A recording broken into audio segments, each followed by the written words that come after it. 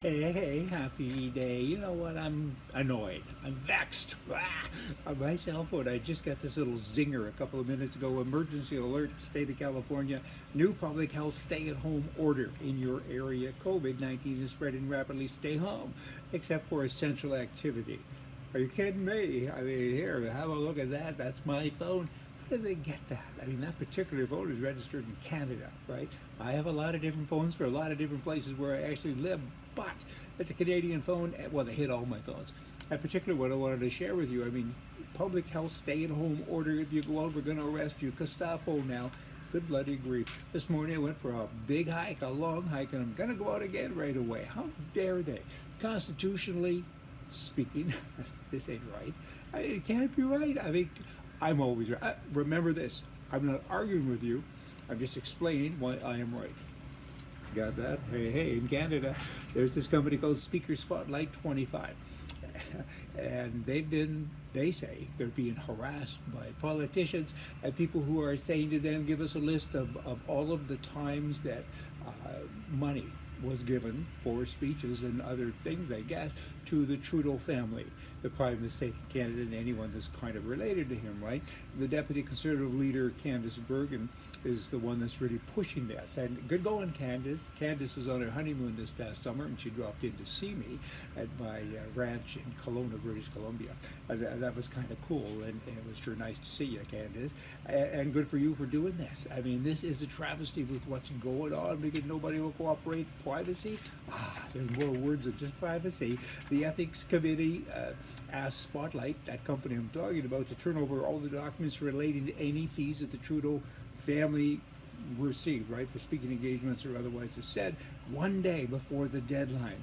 The Prime Minister Trudeau, he shut Parliament down one day before. That put an end to the committee, whose clerk informed people, candidates, I guess, that you didn't have to submit documents anymore, right? This other guy. Kind of mixed up the way I'm trying to say it there, but I think you get it. Bad stuff.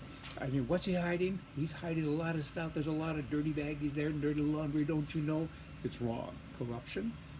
Kind of think so. And now in Ottawa, keeping with Canada, the prime mistake there, he says, I don't know about this basic income. You know, he had a virtual town hall meeting here recently. He said, you know what? Maybe now's not the time.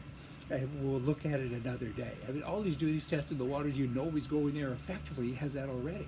That's what socialists do, right? And now he's actually engaging the military, to go out and go to cities all throughout Canada to help with COVID. What, are they doctors? Are they nurses? I don't think so. They're soldiers. They're going to help. How are they going to help? Boy, there's a Hitlerish sound to all of this. So far, there's been no violence. The Hitler thing didn't have any violence either for a long time. And stormtroopers and everyone were on the ground, but they didn't hurt anybody. They didn't go boom-de-boom with any weaponry, right? Now, then they did, finally. Now, this guy is kind of following those steps. No violence, trying to take all the guns away from all the good people, and now the soldiers are going down. Can they help? I don't know how. Maybe. The $1,000 bill in Canada and other bills as well will now no longer be considered legal tender.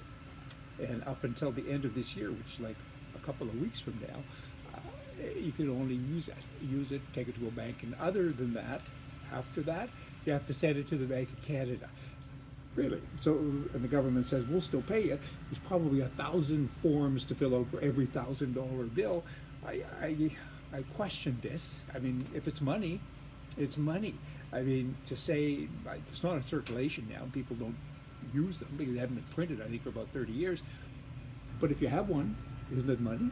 Should be able to spend it. But apparently you can no longer do that. I have some. What am I going to do? I'm out of the country, and they're in a safety deposit box at a bank, and I'm here. Duh. I'm just going to keep them. The Statue of Liberty, with all that's been going on in the USA, reportedly recently, good grammar today, has been seen slumping in sign and has had wordage like, one more year of this, not going back to France. I don't blame you, Statue of Liberty. Things have been kind of shaky. Gun control really is people control, not just in Canada, but anywhere that it's happening. People are doing it all the time, people being politicians. And in New York City, crimes with guns now has doubled. They have 5 shootings a day, each and every day. And the New York Police Department found that most of those shooting with the gun that are bad guys have had a past gun possession arrest, catch and release, bad. Something fishy about that catch and release stuff. Hey, I was breaking the law last week, maybe. I drove from California to Nevada. I went to my office in Las Vegas. What an experience to go to Vegas. I mean, at nighttime, I stayed at the penthouse that I own at Trump Tower, and you look down at night, it's dark.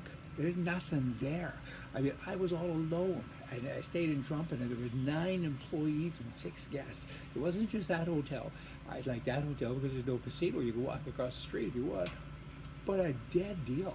Wow, they got to turn this on here. There's no planes overhead, no nothing.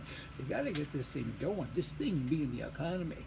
And the governor said, no Santa Claus. All these little kids, they want to go to see Santa Claus. If they do get COVID, it's almost 100% recovery, right? It's not that painful for little kids. No Santa Claus. Well, guess what's happening? They're doing it anyway. They're having Santa Claus parties at houses, at people's homes. Many of them, as in hundreds of them, and they're advertising them on Facebook and whatever, and friends are coming and they're having a blast.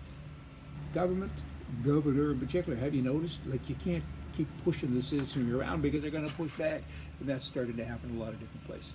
TB. When I grew up in rural Alberta, Canada, I remember a few boys and girls had TB.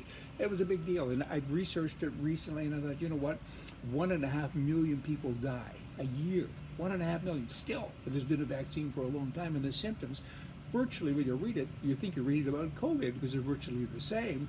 And, you know, the vaccine has had, little impact, little effect. And again, it's kind of COVID-y sounding. Just some information for you from your wiser advisor. Hey, I know stuff.